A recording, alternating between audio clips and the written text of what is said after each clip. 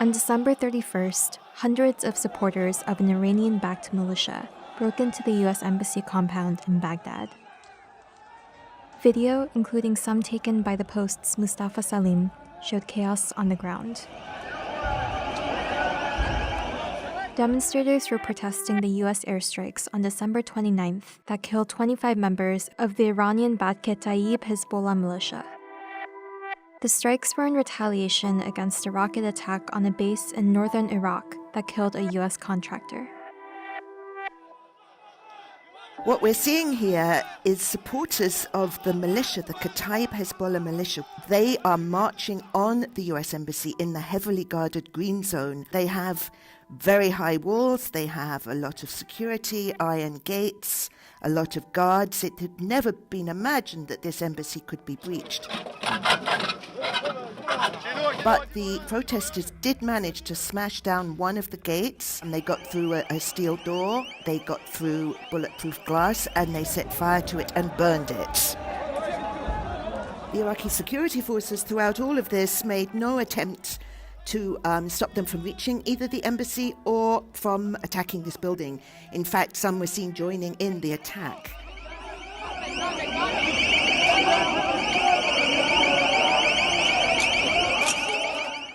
Later in the day, the Prime Minister appealed to the protesters not to actually go into the embassy and called on the security forces to protect the facility. And Iraqi security forces at that point did intervene, and they set up a sort of buffer between the demonstrators and the diplomats inside.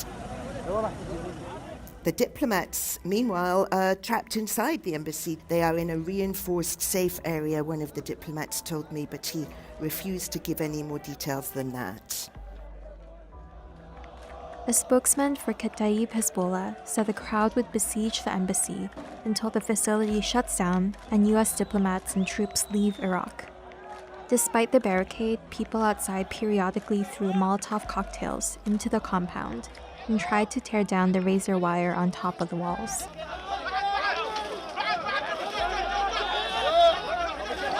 Inside, Iraqi and American guards fired stun grenades and tear gas respectively to disperse the crowd.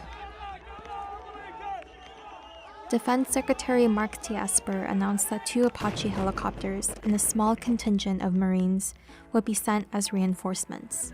The Pentagon shared video of Marines preparing to deploy to Iraq from Kuwait.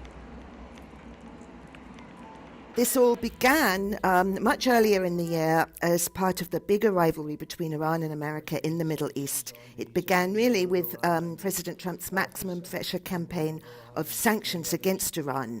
Iran has been pushing back against that anywhere that it can find to sort of tweak the Americans.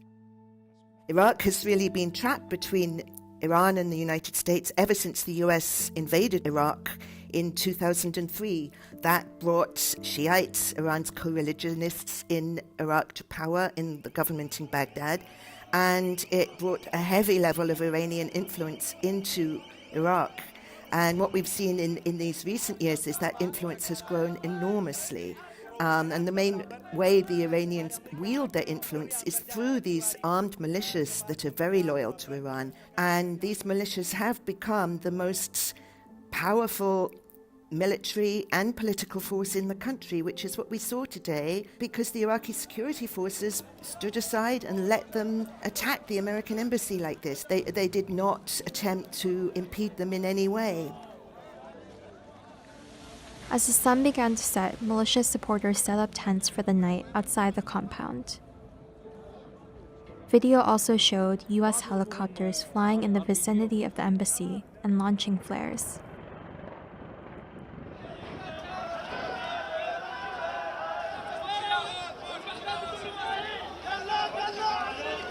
The following day, the militia ordered their supporters to withdraw, and the siege on the embassy appeared to come to an end. Demonstrators said that they would instead continue to press for the withdrawal of U.S. troops from Iraq in the nation's parliament.